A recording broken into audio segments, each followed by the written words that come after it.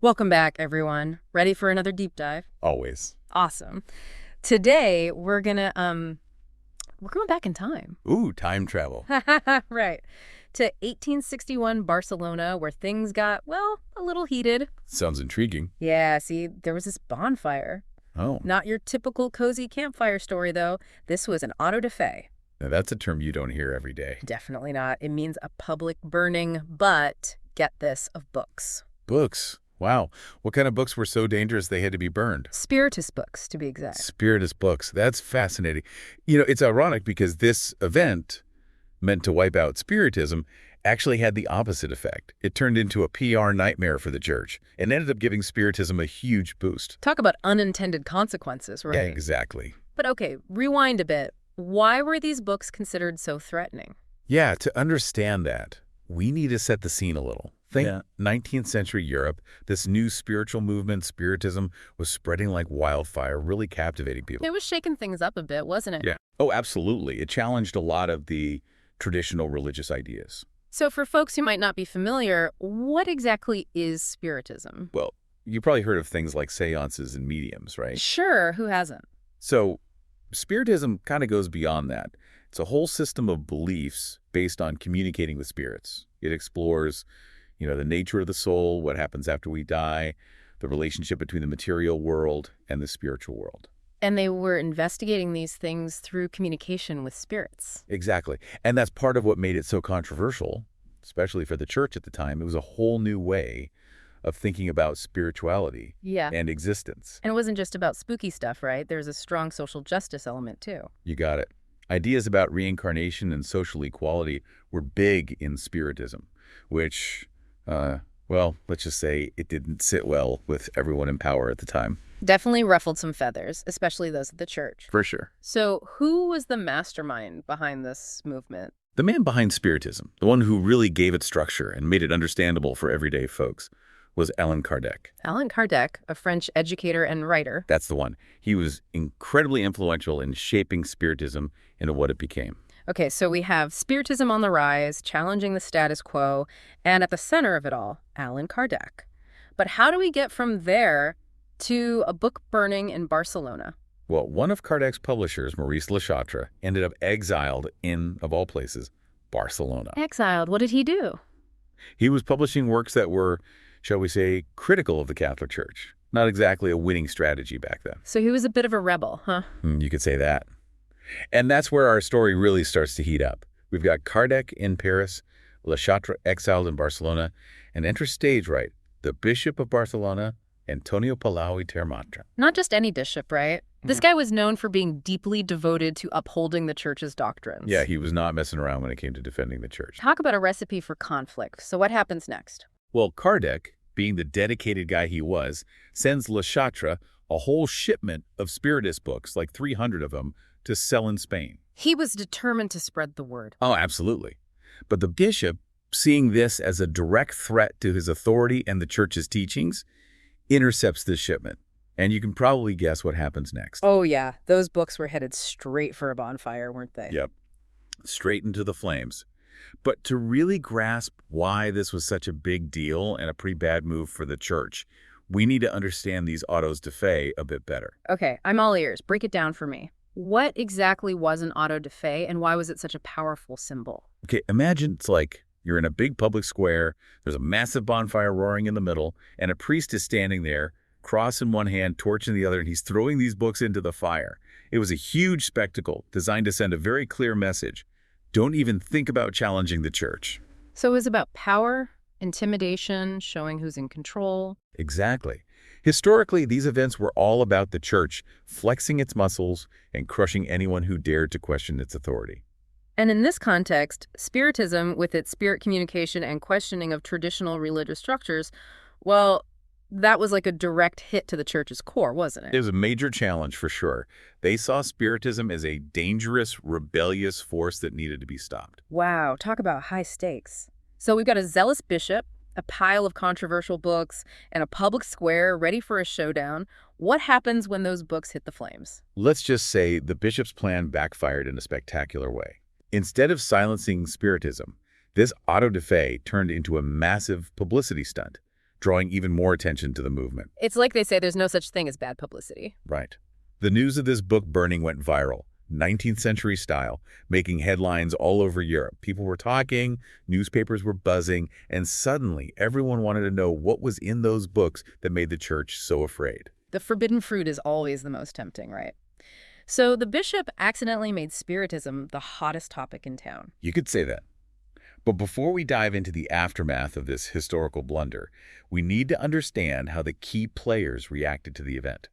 What did Allan Kardec, the father of Spiritism, think about all this? You know what's interesting? Kardec wasn't exactly panicking about this whole book burning thing. Really? Yeah. Before it all went down, he actually consulted with his spirit guide. Oh, right. Kardec was a big believer in spirit communication. Exactly. And get this, the guide told him not to sweat it. The burning would actually benefit Spiritism in the long run. Wow, that's some serious foresight. Right. And turns out the spirit guide was totally right. So even in the face of what seemed like a major setback, Kardec remained optimistic. He really did. He had faith in the power of the ideas he was championing. It's almost like the bishop inadvertently did Spiritism a favor. You could say that. But wait, there's more to the story. After the event, Kardec started getting messages from some pretty intriguing spirits. This is getting good. Oh yeah. The first message came from a spirit named Dalit, a 16th century bookseller. A bookseller from the 1500s. Yep. Back then, books were a big deal, often censored, and access to knowledge was tightly controlled. So he knew a thing or two about the challenges of spreading ideas. Exactly. And that's precisely what Dalit's message was about. It emphasized the futility of trying to suppress the truth. You can burn the books, but you can't burn the ideas, right? Exactly. Wow, that's a powerful message. But wait, you said there were messages from two spirits. That's right. And the second one is really something. The message came from the spirit of Saint Dominic. Saint Dominic, the Inquisitor, the one who established those autos de fe in the first place. Yeah, that very same guy. Okay, now that is some serious irony. Right. It's almost like a cosmic joke. The very person who implemented book burnings as a way to control dissent is now sending messages from beyond the grave, supporting the very ideas he once tried to destroy. Talk about a change of heart. Do you think this means he actually regretted his actions? It's hard to say for sure, but it definitely makes you think, right? Maybe it's more about the spirit world's understanding of how ideas work. They can't really be contained. That's a really interesting point. It's like, from a higher perspective, maybe they see that these attempts at suppression are ultimately futile. Maybe so. Yeah. And it really highlights the power of ideas, how they can transcend time, and even, it seems, changes in belief systems. So we have Kardec, unfazed by the burning, even receiving messages of support from the spirit world. But surely the church didn't just give up after this, right? They must have tried to stop Spiritism in other ways. You're absolutely right. They doubled down. A few years later, a new bishop in Barcelona picked up right where his predecessor left off. Determined to stamp out Spiritism. It seems so. He issued all sorts of pronouncements denouncing Spiritism, pretty much echoing the arguments of the previous bishop. But didn't that just make people more curious? Like, hey, what's all the fuss about? Let me check out the Spiritism thing. It's very possible. Given how Spiritism was already gaining popularity, I doubt these pronouncements had the intended effect. It probably just fanned the flames even more. Most likely. What's really interesting about this whole event is that it wasn't just about bishops and pronouncements. There were everyday folks who saw those books go up in flames. And some of them were deeply affected by it. Yeah, imagine witnessing that. It must have been quite an experience. Absolutely. And the reactions were varied. Some were probably intimidated, but others were drawn to the mystery, intrigued by what the church was trying so hard to suppress. Almost like a challenge. Oh, you don't want me to read this? Now I really want to see what it's all about. Exactly. And some of these witnesses took extraordinary steps to fight back against this censorship. Oh.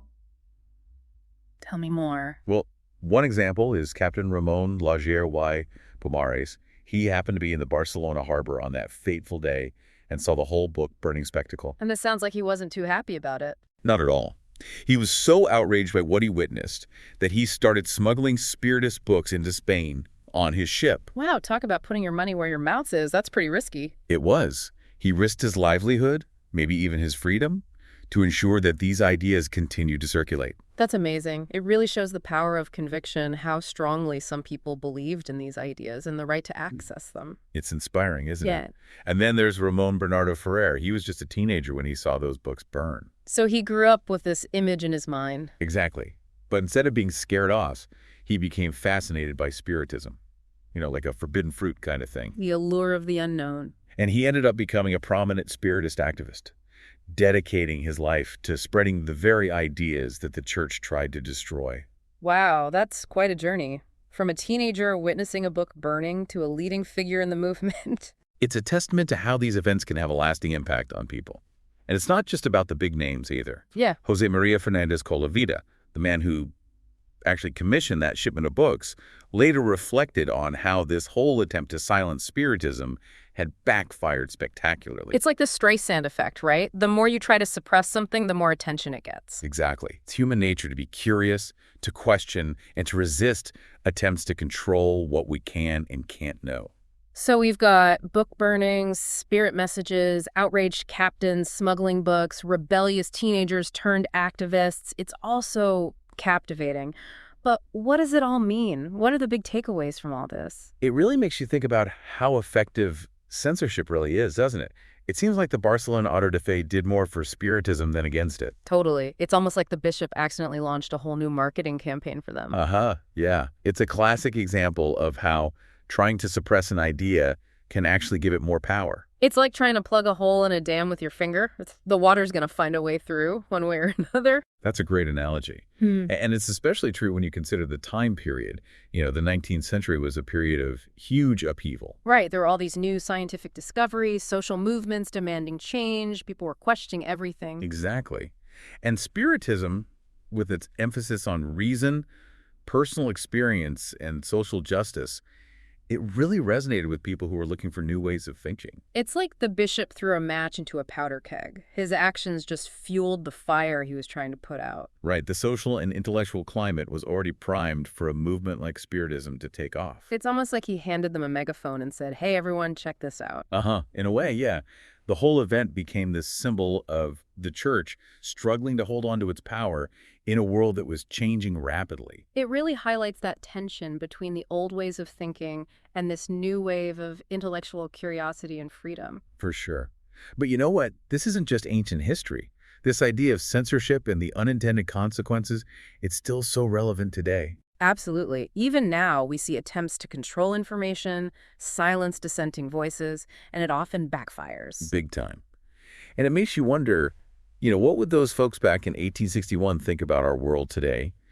With the internet and all the information we have at our fingertips? It's so easy to share ideas now, it's hard to imagine trying to control it all. Right. But even with all the advancements, we still see attempts to censor, to manipulate, to control the narrative. So what can we learn from the Barcelona auto da fe? What does it tell us about this ongoing struggle for intellectual freedom? I think the big takeaway is that ideas are powerful. You can't really destroy them no matter how hard you try. Like those spirit messages Kardec received, even St. Dominic, the architect of the Inquisition, seemed to be acknowledging the futility of trying to control what people think. Exactly. And maybe the best way to deal with ideas we don't like isn't to try and silence them, but to engage with them, to have open conversations, to challenge them with better ideas. It all comes back to that open dialogue, right? Being able to freely share ideas, even if we disagree with them. Absolutely. That's how we grow, that's how we learn, that's how we progress as a society. So what started as a simple book shipment to Barcelona ended up being a catalyst for the spread of Spiritism, a PR disaster for the church, and a reminder that the quest for knowledge and freedom of thought is a constant battle. It's a story full of twists and turns, with a message that resonates even today. Don't underestimate the power of ideas, folks, and never stop questioning. Thanks for joining us on this deep dive into the past. Until next time, keep those minds open and those wheels turning.